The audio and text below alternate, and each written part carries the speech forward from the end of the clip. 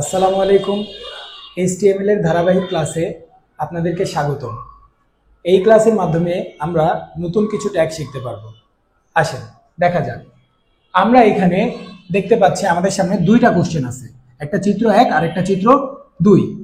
যে কোনো আপনি ওয়েবসাইটে গেলে, যেমন ধরুন স্বপ্নের একটা ওয়েবসাইট, এখানে আমি স্বপ্নের একটা ওয়েবসাইটে গেলাম, যাওয়ার পরে স্বপ্নতে কি কি পাওয়া যায় এরকম লিস্ট থাকে না? চাল পাওয়া যায়, ডাল পাওয়া যায়, তেল পাওয়া যায়, লবণ পাওয়া যায়, এরকম আদার্স যত কিছু পাওয়া যায় তাদের ওইখানে, এটা কিন্তু আমরা তাদের ওয়েবসাইটের লিস্টে গেলে পাই। ঠিক আছে?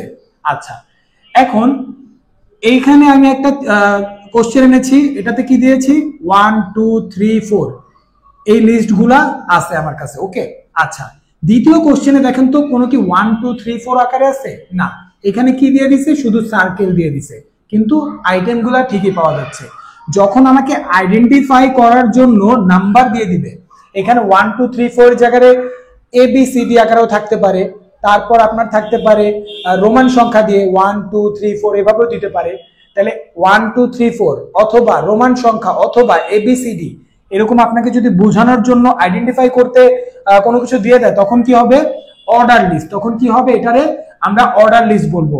এটার সংক্ষেপ কি? OL, ওতে অর্ডার, এলতে লিস্ট, অর্ডার লিস্ট টাইপ। এই ট্যাগটা আমরা ইউজ করব যখন HTML টা করতে যাব। আর যখন আইডেন্টিফাই করতে কোনো চিহ্ন দিবে না ওইরকম ভাবে, শুধু দিয়ে দিবে এই যে এরকম সার্কেল অথবা এরকম আমাদের বক্স দিতে পারে। ওকে, আচ্ছা, অথবা এরকম সার্কেলের মধ্যে গোল্লা ভরাট করা কালো থাকতে পারে। ওকে, পুরাটা এরকম থাকতে পারে, এই যে এই পুরো সার্কেলটা কালো দ্বারা ভরাট করা থাকতে পারে, এরকমও থাকতে পারে। ওকে, আচ্ছা, সেই ক্ষেত্রে কিভাবে কাজ করব আমরা, এই জিনিসগুলো এখন আজকে আমরা দেখবো। ওকে, আসেন আমরা চিত্র 1 নাম্বারটা আগে করি, তারপর চিত্র 2 করব। শুরুতেই আমরা যে কোনো HTML করতে গেলে বেসিক কিছু ট্যাগ দিই। ট্যাগগুলো কি কি? HTML, তারপর কি হেড, তারপর টাইটেল। টাইটেল কেন দিই আমরা? কোনো কিছু সেভ করার ক্ষেত্রে আমরা টাইটেল ইউজ করি, তাই না? আচ্ছা, এটা কি নামে আমি সেভ করব? ধরেন আমার একটা ওয়েবসাইট আছে, ওয়েবসাইটের কি যে নিত্য প্রয়োজনীয় জিনিস আছে সেগুলো আমরা পাইতেছি, তাহলে আমি স্বপ্ন লিখেই জাস্ট আমি সেভ করলাম। সেভ আপনি যে কোনো কিছু দিয়ে সেভ করতে পারেন। ওকে, টাইটেল স্বপ্ন লিখে টাইটেলটা কি করে দিব, আমি ক্লোজ করে দিব। এটা যে কোনো কিছু লেখা আপনি সেভ করতে পারেন। আপনি লিস্ট লিখেও সেভ করতে পারেন, এটা একটা লিস্ট না, এই আর কি। তো আপনি তারপর কি ক্লোজ করবেন? হেড ক্লোজ করবেন। তারপর কি বডি। যে কোনো HTML করতে গেলে আমার এই বেসিক ট্যাগগুলো দিয়ে নিতে হবে। ওকে, বেসিক ট্যাগটা আমি দিলাম। তারপরে শুরুতেই কি আছে? এখানে প্যারাগ্রাফ আকারে আছে। দেখেন তো স্বপ্ন লেখাটা কি আকারে আছে? প্যারাগ্রাফ আকারে আছে। তাহলে প্যারাগ্রাফ আকারে যদি কিছু থাকে অথবা প্যাসেজ আকারে যদি কিছু থাকে, নর্মাল লেখাগুলা শুরু হয়ে গেছে, তখন সেটারে আমরা কি ট্যাগ ইউজ করি? পি ট্যাগ ইউজ করি। ওকে, পি মানে কি? প্যাসেজ অথবা প্যারাগ্রাফ। তাহলে এখানে কি পি দিব। পি দেওয়ার পর এখন আমি কি শুধু লেখা শুরু করে দিতে পারবো? দেখেন তো নিচে আন্ডারলাইনও আছে। তাহলে পি দিয়ে শুরু করলাম, তারপর ইউ ট্যাগ দিব। আন্ডারলাইন মানে কি? ইউ। তারপর কি লিখবো? স্বপ্ন। যা লেখা আছে তা লিখবো, স্বপ্ন। তারপর কি ক্লোজ করব? আগে ইউ ক্লোজ করব, তারপর কি ক্লোজ করব? পি ক্লোজ করে দিব। ওকে, এইটুকু ছিল আমার এই লাইনটুকুর কাজ। ওকে, এই লাইনটুকুর কাজ শেষ। এবার আমার এটা কি লিস্ট আকারে আছে? আমি শুরুতেই বলছিলাম যদি 1 2 আকারে থাকে অথবা ABCD আকারে থাকে অথবা রোমান সংখ্যা আকারে থাকে, তখন আমরা কি বলবো? Order list. আর না থাকলে কি দিব আমরা? আনঅর্ডার লিস্ট, মানে UL। UL মানে কি? Unordered list. Okay, UL type দিব তখন, এটা একটু মাথায় রাখেন। আচ্ছা, তাহলে আমরা করি। এখন এটা কি অর্ডার লিস্ট আকারে আছে, তাহলে আমরা OL টাইপ দিব। কি দিব? OL type. OL টাইপ দিয়ে সমান সমান দিব, ডাবল ইনভার্টেড কমার মধ্যে এটা কি আকার আছে? 1 2 আকার আছে না? আমি 1 লিখে দিব। ওকে, তারপর এই ব্র্যাকেটটা ক্লোজ করব। এখন এই ব্র্যাকেটের শেষ করব না এখনই। কেন শেষ করব না? কারণ পুরো কাজ হয় না। 1 নম্বরে কি আছে? চাল আছে। এটা কি আকার আছে? লিস্ট আকার আছে না? লিস্ট আকারে থাকলে LI ইউজ করব। প্রত্যেকটাকে কি ইউজ করব?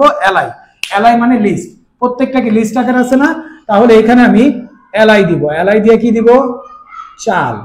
তারপর LI ক্লোজ করে দিব। ওকে, আচ্ছা, 2 নম্বরে আবার কি দিব? LI। প্রত্যেকটা আছে না? পরে কি আছে? ডাল। LI ক্লোজ করে দিব। ওকে, 3 নাম্বার আবার দিব LI। কি আছে তেল, এলআই ক্লোজ করে দিব। প্রত্যেকটা ট্যাগ শুরু হবে, প্রত্যেকটা ট্যাগ শেষ হবে। এখন আপনি বলতে পারেন 2 3 4 এগুলা কেন দিতেছি না? আমি যে এখানে এই যে টাইপের মধ্যে 1 বসাইছি, এটা দ্বারা কম্পিউটার নিজে নিজে বুঝে নিবে এরপরে 2 আছে, তারপর 3 আছে, তারপর 4 আছে, এগুলা জিনিস বুঝে নিবে। এখন এখানে যদি এবিসিডি আকারে থাকতো এ বি সি ডি, তাহলে আমি শুরুতেই এ বসাতাম, ওকে। রোমান সংখ্যা যেটা থাকতো সেটা বসাই দিতাম, তাহলে কম্পিউটার নিজে বুঝে নিবে, ওকে। তারপরে কি আছে লবণ, তারপর এলআই দিয়ে আমি কি ক্লোজ করব, সরি আগে লবণ দিব, লবণ এলআই ক্লোজ। এখন দেখেন তো প্রত্যেকটার কাজ কিন্তু আমার শেষ, তাইলে আমার কি ওএল টাইপের কাজ শেষ না? তাহলে আমি ওএলটা ক্লোজ করব, এই টাইপ ক্লোজ করতে হয় না, মনে রাখবেন কি ক্লোজ করব, ওএলটা ক্লোজ করব, তাহলে ওএল ক্লোজ। এখন পুরো এইচটিএমএল এর কাজটা কি শেষ না? এই সরি আমরা এখানে পি ক্লোজ করব না, ভুল হইছে আমাদের, ইউটা ক্লোজ করে, হ্যাঁ রাইট এখানেই তো ক্লোজ হবে, সরি সরি আমার একটু ভুল হয়েছে। প্যাসেজের কাজ তো এখানেই শেষ, এটা তো লিস্ট আকারে ছিল তাই না? তাহলে প্যাসেজের কাজ এখানেই ক্লোজ। এবার দেখেন তো আমাদের ওএল দিয়ে শুরু করছিলাম, ওএল শেষ, তাহলে বাকি ছিল কোন কোন ট্যাগ? বডি ক্লোজ করি নাই, হেড ক্লোজ করি নাই, এইচটিএমএল ক্লোজ করি নাই, তাহলে আমরা ক্লোজ করে দিই। বডি ক্লোজ,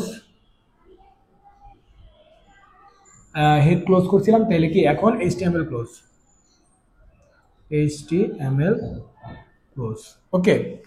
আশা করতেছি আপনারা এটা বুঝতে পারছেন, না বুঝলে আমাকে কমেন্ট করবেন, আমি আবার বুঝিয়ে দিব আপনাদেরকে কমেন্টে যতটুকু পারি।